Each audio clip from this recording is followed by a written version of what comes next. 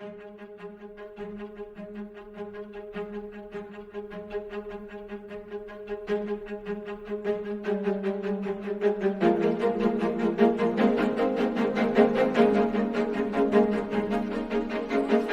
amis, j'espère que ça va aller au niveau de la voix. Je sors d'un petit rhume et j'ai encore quelques petits soucis de voix. Comme je vous le disais dans ma précédente vidéo, aujourd'hui nous allons parler des chakras. Alors les chakras, Kesako. Les chakras, donc c'est un terme sanskrit qui veut dire roue. Donc c'est connu depuis fort longtemps. Moi je les appelle mes petites centrales énergétiques. On peut les visualiser comme des vortex aussi pour ceux qui ont bien l'image dans la tête. Nous avons des chakras internes et nous avons des chakras externes.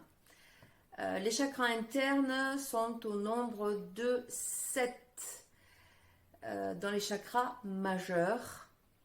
Donc ce sont des chakras qui suivent l'axe de la colonne vertébrale. On va y revenir un peu plus en détail tout à l'heure. Et on a des chakras mineurs, donc qui sont répartis partout au niveau du corps. Par exemple, on en a à l'intérieur des coudes, à l'intérieur des poignets, au niveau des tempes, enfin voilà, il y en a un petit peu partout. Et surtout, au niveau des mains, l'intérieur des mains. Pour activer ces chakras, qu'est-ce qu'on fait généralement? On frotte les mains l'une contre l'autre. Tous les thérapeutes, magnétiseurs, guérisseurs, etc. connaissent ça par cœur. Avant de travailler, on va commencer par réveiller nos chakras en les frottant les paumes de main l'une contre l'autre.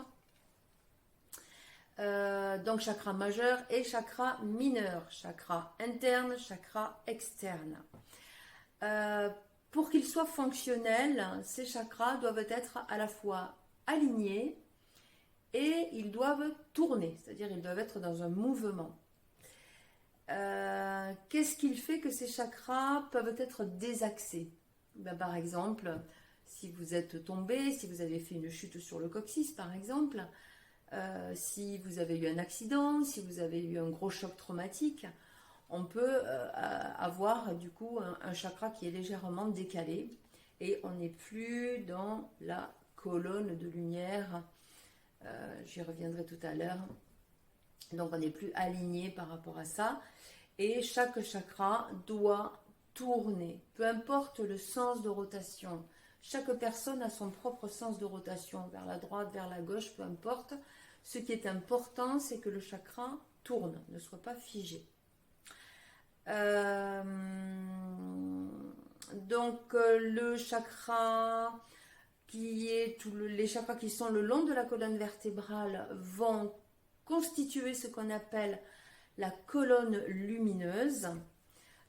La colonne lumineuse, rappelez-vous, quand on faisait le travail de l'ancrage, je vous parlais de ce tube qu'on avait qui allait du chakra coronal jusqu'au niveau du coccyx, et vice-versa, coccyx coronal et vice-versa.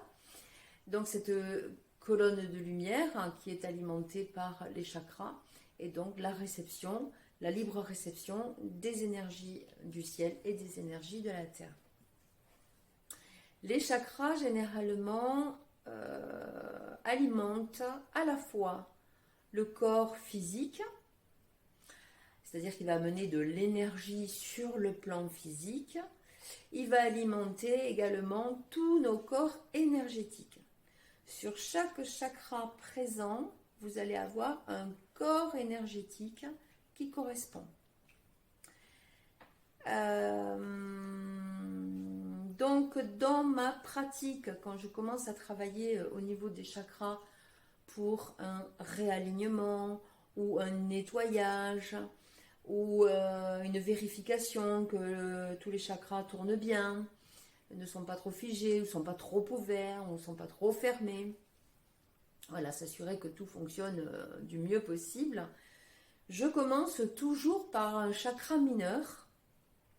C'est un des 3 chakras de la connexion à la terre. Donc c'est un chakra qui se situe entre vos 2 pieds.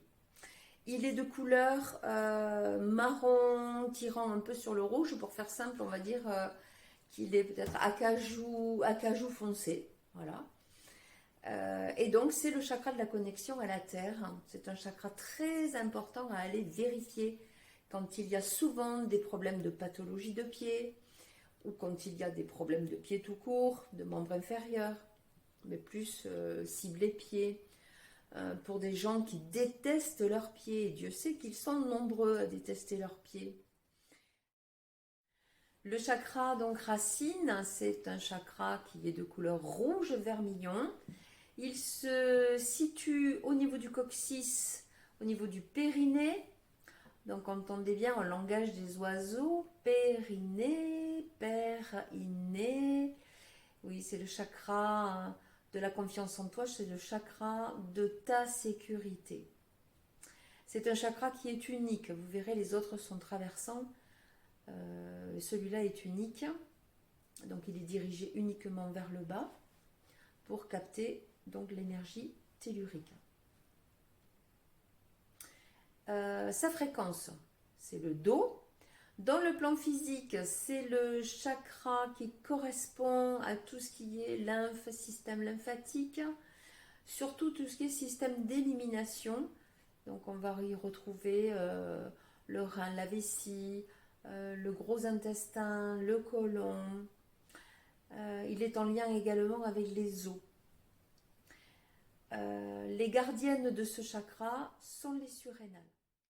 Puis nous passons au niveau du chakra sacré, le chakra sacré qui est de couleur orange vif. Sa localisation, il se situe à l'avant, 3 doigts sous le nombril, et à l'arrière, il se situe au niveau du sacrum, au niveau de la naissance des fesses. Donc au niveau du sacrum, sacréum, homme sacré, sacrum. Intéressant ce langage des oiseaux. Donc c'est le chakra de la sexualité, de la fécondité, de la féminité. Sa note c'est le Ré, sa fréquence c'est le Ré. Et c'est le chakra du corps émotionnel. Les gardiennes de ce plexus, du chakra sacré, ce sont les ovaires ou les testicules. Puis nous avons le plexus solaire qui est de couleur jaune vif, qui se situe, le plexus solaire, au niveau de la naissance de l'estomac, au niveau de l'estomac, au bout du sternum, et idem derrière, il traverse. Sa fréquence, c'est le Mi. Au niveau du plan physique, il va être responsable de tout ce qui est système digestif, le foie, l'estomac, la rate, le pancréas, également de tout ce qui est la peau, les yeux, tout ce qui est les muscles, les tendons, les ligaments. Donc c'est un chakra important quand il y a des tendinites. Surtout des tendinites qui ont du mal à guérir, il faut aller vérifier au niveau du plexus solaire, en lien avec le foie, en lien avec les cholères, etc. Ça peut être tout à fait à l'origine de tendinites récidivantes. Le gardien de ce chakra, c'est le pancréas. Ensuite, nous avons le chakra du cœur. Le chakra du cœur qui est de couleur vert émeraude. Il se situe à la naissance du cœur à l'avant et à l'arrière au niveau de la 5e thoracique. C'est la fréquence de ce chakra, c'est la note Fa. Sur le plan physique, il est responsable de tout ce qui est système respiratoire, système cardiovasculaire. Et il gouverne également le muscle cardiaque, donc c'est un chakra important. Sur le plan des émotions, c'est le chakra de l'amour, c'est le chakra de l'affection, c'est le chakra de la compassion. On peut le voir également de couleur rose, donc dans sa vibration supérieure, et également de couleur or quand il s'agit en fait de l'amour divin ou de l'amour inconditionnel. Le gardien de ce chakra est le thymus.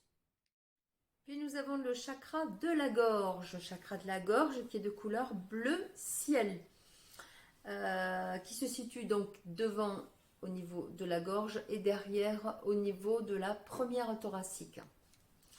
Sur le plan physique, il est responsable de tout ce qui est déglutition, il est responsable des membres supérieurs, de la mâchoire et des oreilles. C'est un chakra qui est important car il est un pont entre le monde physique et le monde spirituel. C'est ce chakra qui va exprimer en fait ce qui a été initié au niveau du deuxième chakra, le chakra sacré. C'est celui qui va exprimer. Donc c'est le chakra de la communication, de l'expression de soi. Le gardien de ce chakra est la thyroïde. Puis le chakra du troisième œil, de couleur bleu indigo. Donc troisième œil qui se situe ici à l'avant entre les deux sourcils et à l'arrière au niveau de la base du crâne, juste un peu au-dessus du cervelet. Sa note de fréquence c'est le La. Sur le plan physique, il va être responsable de tout le système endocrinien. C'est le chakra de la conscience universelle, c'est le chakra des facultés dites paranormales. Il est en lien avec le cerveau droit, le cerveau irrationnel. Il est en lien également avec les yeux et plus particulièrement l'œil gauche. On dit d'ailleurs que l'initiation égyptienne se faisait essentiellement au niveau de l'œil gauche. La gardienne de ce chakra troisième œil est la glande pinéale. Puis nous avons enfin le chakra coronal qui est le deuxième chakra qui est unique. Au niveau, il se situe ici au niveau des anciennes fontanelles. Il est de couleur violette ou dans sa version de vibration supérieure, on le visualise blanc, blanc brillant. Sa fréquence, sa note, c'est le Si. Et c'est le chakra qui est relié au système nerveux sympathique et parasympathique. C'est le chakra de la conscience universelle, de la connexion à la source. Voilà les amis, ce qu'il en était pour les chakras aujourd'hui. J'espère que cette capsule vous aura éclairé un peu plus sur les chakras s'il y avait des éclaircissements éventuellement à avoir. Je vous souhaite une bonne semaine et je vous dis à dimanche prochain. Bye bye.